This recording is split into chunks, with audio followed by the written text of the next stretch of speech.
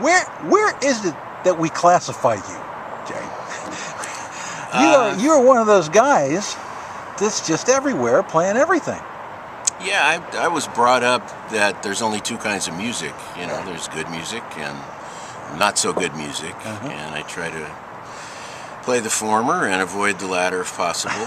And I think you can find great examples of both in all kinds of idioms, all genres. So, is there anything you don't play? I'll try anything.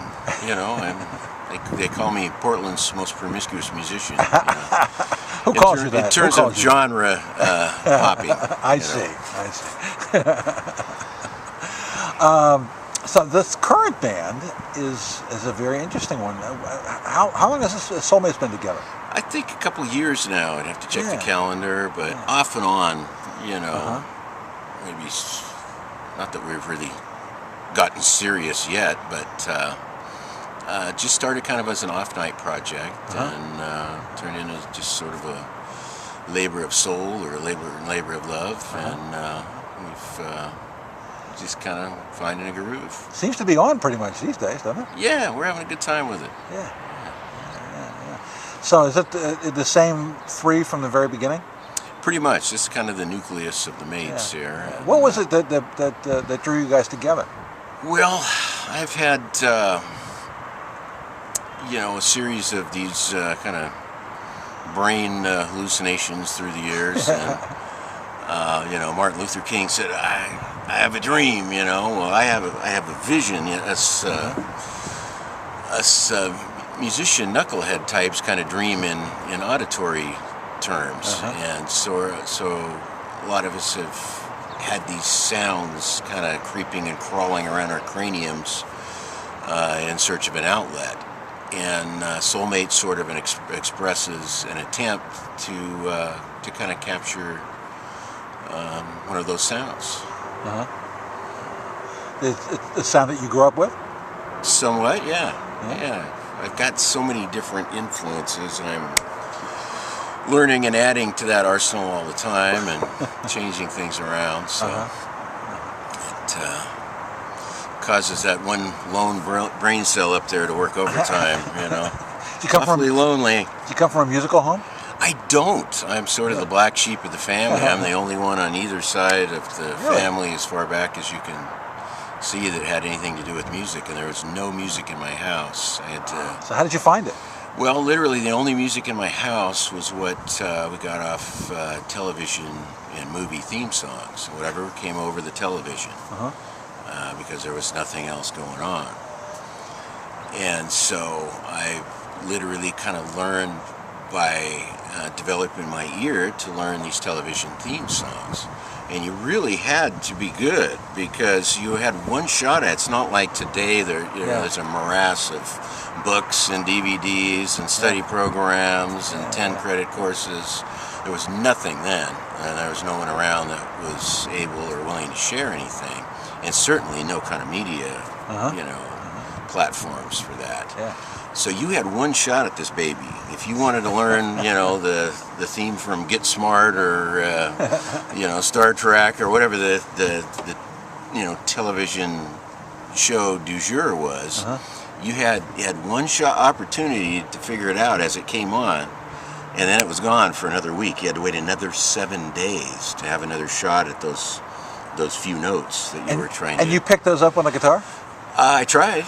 Sure. Yeah. Did you have guitar heroes at that time?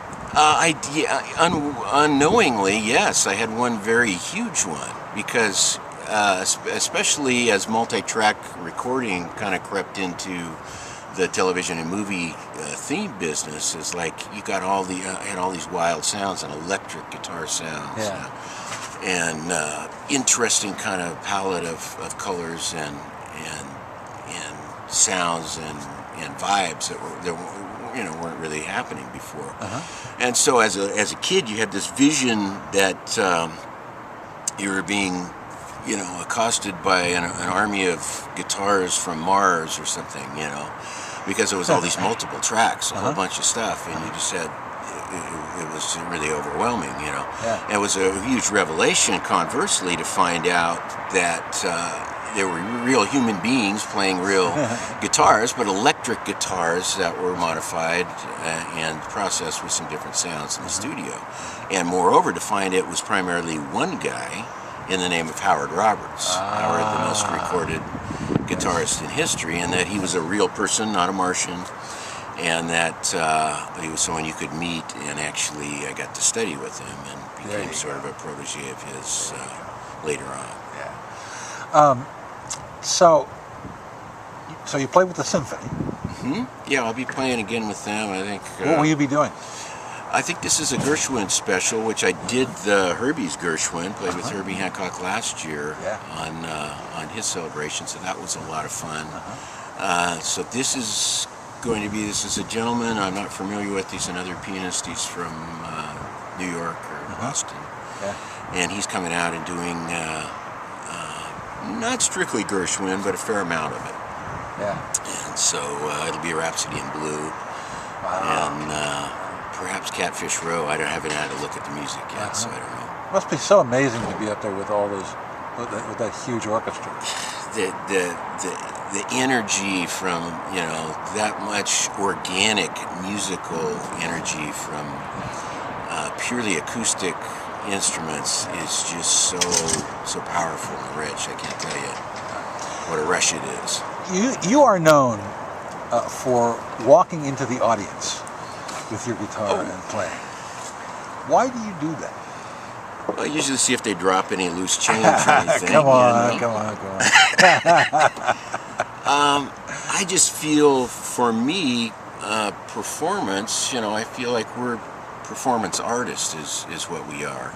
Not precisely like the guys at Venice Beach that juggle chainsaws on rollerblades, but, sometimes, But I'm trying to make a statement when I play. It can be a higher level of communication. And so I feel like if I can reach someone musically, if I can make somebody laugh or cry or vomit or anything, just wrench some kind of reaction out of them, then I feel like I've done my job. So the bird walk thing is sort of an extension of that concept, and it's just kind of taking it to the streets, and it's kind of getting up close and personal, and getting a little bit in people's comfort zone sometimes. You definitely get in their comfort zone, or their discomfort zone. Yeah. Well, hopefully it's comfortable, and hopefully it aids that communication process that I'm talking about, because it's a beautiful thing. Yeah, I'm sure it must be psychologically and sociologically fascinating for you to watch people's reactions. Yes. Kind of like Margaret Mead with a guitar. Exactly. Margaret and her do-it-yourself time capsules. Wow. Have you ever gotten any really weird reactions doing that? Oh, sure. Well, I thought you might. Of course, occasionally you slip and you'll spill a drink in someone's crotch, geez. and then, of course, that's an interesting reaction. But no, for the most part, it's positive. But I'm not just looking for positive. I'm looking for humanity. I'm looking for a connection. I'm looking to complete a circle that may start on stage, and it may start with an improvisational moment that I'm engaged in as part of a song or part of our performance, but it becomes more than that. Or at least if it's going to be good, it's going to get beyond that. It's going to become more than just a guy with a guitar and quick licks, pick up chicks, and that kind of stuff. We're always searching for, pushing the bar, trying to reach that ecstatic ecstasy, trying to reach a high point, but it's a multi-pronged process, and it can't happen without people on the other side of the glass. It's got to be a complete circle, and we have to have you all out there in the crowd listening to what we're doing in order to make it viable and to make it art and to make it performance art. And sometimes it works, and sometimes it doesn't. But it's always beautiful to try.